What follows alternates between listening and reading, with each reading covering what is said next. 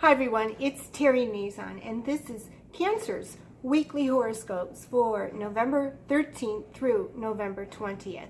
And of course, this week is a very special week because the planet Venus and the planet Jupiter align this evening.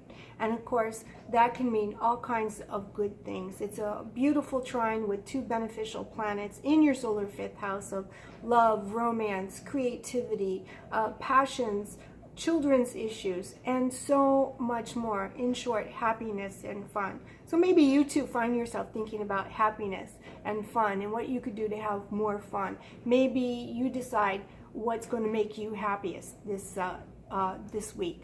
And of course, with the planet Pluto in your solar seventh house of relationships, which I always think of as not the best thing ever, because when Pluto enters a house, he never leaves it the same way he found it.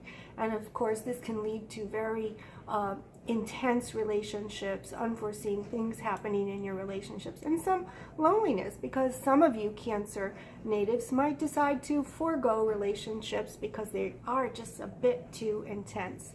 So Jupiter and Venus in your solar fifth house means you might find yourself spoiling the kids too much, which is something Cancer loves to do.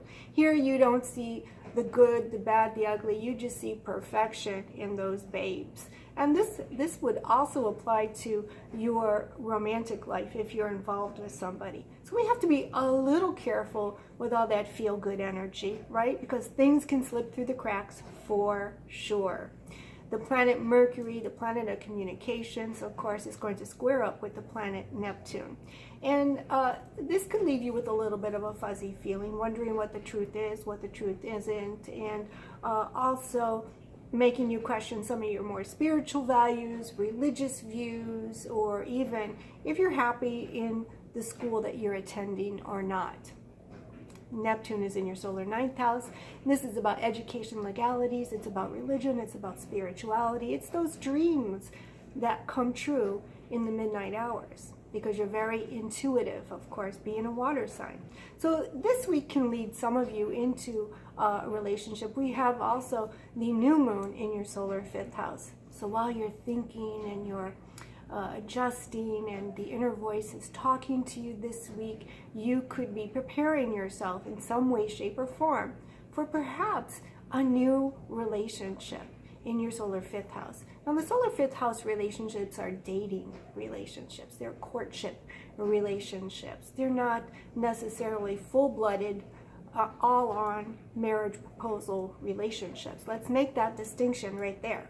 So something could start a passionate love affair, and even if you're already involved in a relationship, and let's say you're not quite fulfilled, well, then you're wide open for another fifth house activity. Love affairs with married people. Yeah, Pluto is usually a telltale sign that someone you're involved with, yourself or somebody else, is kind of involved elsewhere, you know, because that just loves to complicate matters and make them even more delicious and more savory and more forbidden. So this week can be a great week for you and the kids. This week can be a great week as you dig up new ways to make money with the lunar north node hitting your second house of money, the lunar south node in your eighth house of joint finances, a Pluto ruled house, I might add. So money's on your mind, and getting what you want, finding your happiness and your bliss are also on your mind. So make it a fun week, Cancer. Visit my website at www.terrynazon.com and also download my horoscope app.